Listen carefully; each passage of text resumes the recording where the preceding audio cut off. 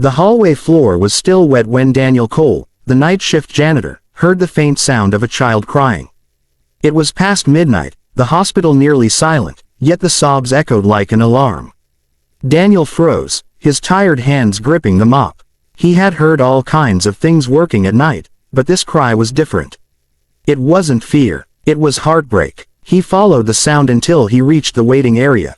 There, on a plastic chair, a little girl hugged her knees, tears dripping onto her pink sneakers. Next to her sat a woman in a navy blue uniform, slumped over and holding an ice pack to her cheek. Daniel hesitated. He never liked interfering in people's business. But something about them, maybe the girl's trembling or the woman's quiet pain, pulled him in. "Hi there," Daniel said softly. "Is everything okay?" The woman looked up. Her name badge read Lieutenant Sarah Matthews. Her cheek was swollen, her eyes exhausted, but she still tried to blink away the pain like a soldier refusing to break. "No," she whispered. We have nowhere to go tonight." The struggle behind the uniform. Sarah was a Navy communications officer, disciplined, strong, and used to standing tall. But that night, everything collapsed. Her husband, recently discharged and battling uncontrolled anger, had exploded in a rage she had been praying would never return. When he threw a chair across the room, their daughter Lily screamed, and Sarah realized this wasn't a home anymore. It was a danger zone. She packed one bag, grabbed Lily's hand, and left. She didn't even take her car keys. They walked to the hospital because it was the closest safe place she could think of. Daniel listened quietly. He had seen broken families before. He had lived inside one. As a single dad raising his 7-year-old son Ethan, Daniel knew what it felt like to scrape through life with nothing but hope and exhaustion to keep you upright. His wife had died from leukemia 3 years earlier, leaving him drowning in grief and debt. He took the janitor job because it was the only one he could find that let him keep Ethan in school.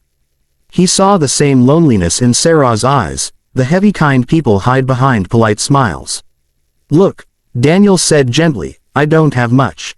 But you and Lily, you can stay with me and Ethan tonight. Just until you figure things out." Sarah looked shocked. "Daniel, you don't even know us." Daniel shrugged. Sometimes strangers help more than family. 2 families under one roof. Daniel's small apartment was nothing special. 2 bedrooms, creaky floors, and furniture bought from thrift stores. But when Sarah and Lily walked in, they felt a warmth they hadn't felt in months. Ethan woke up, rubbing his eyes. When he saw Lily, he grinned. "You wanna play dinosaurs tomorrow?" Lily sniffled, then nodded shyly. For the first time that night, Sarah exhaled. Over the next few days, something unexpected happened. The small apartment began to feel like a home for all 4 of them. Daniel cooked simple meals, Ethan and Lily became inseparable, and Sarah found herself letting her guard down around a man for the first time in years. Daniel never asked for details. He never pushed her to talk about her pain. He just helped. When her cheek still hurt, he bought her medicine. When her uniform ripped, he quietly stitched it back together.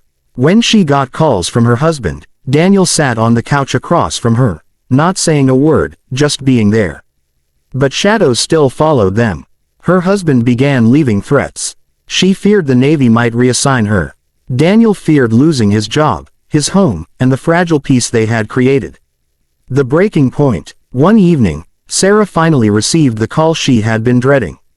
"Lieutenant Matthews," the voice said, "your case has been reviewed. Due to the domestic situation, you may be temporarily discharged or relocated. Report tomorrow morning for evaluation." Sarah dropped the phone, her breath shaking. If she lost her position, she would lose her income, her housing, for her and Lily. She cried quietly on the balcony, thinking no one could hear her. But Daniel did. He stepped outside and handed her his old navy blue hoodie. "You've been strong for a long time," he said softly. "Let someone else be strong for once." Sarah broke down, leaning into his chest. Daniel held her, steady and warm. The knock that changed everything. The next morning, before dawn, someone hammered on Daniel's front door. Bam, bam, bam. Daniel froze. Sarah jumped, grabbing Lily and pulling her into the bedroom. When Daniel opened the door, 2 uniformed Navy officers stood there. "Is Lieutenant Sarah Matthews here?" one of them asked. Daniel's heart sank. Had something gone wrong? Were they taking her away? Sarah stepped out slowly, shaking. The taller officer cleared his throat. "Lieutenant, last night your husband was arrested. Your neighbors reported the violence. When authorities visited your home, they collected evidence indicating long-term domestic abuse."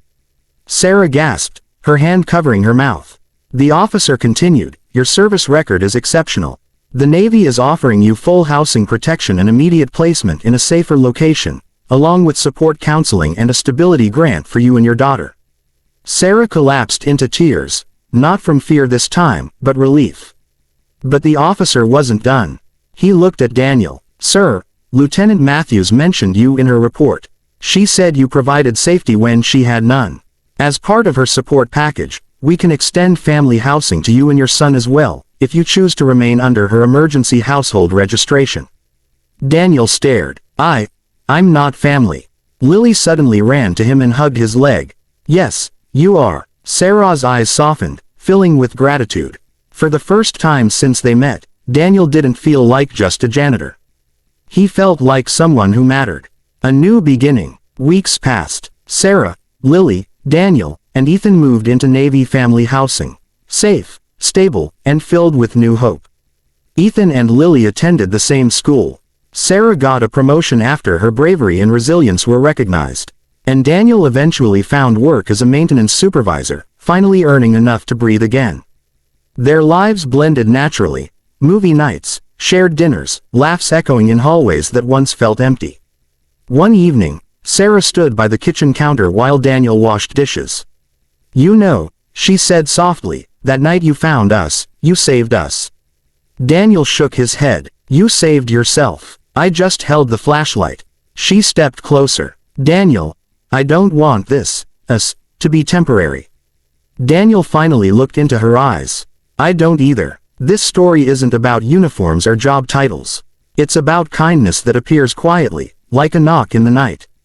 It's about broken people finding each other and building something whole again.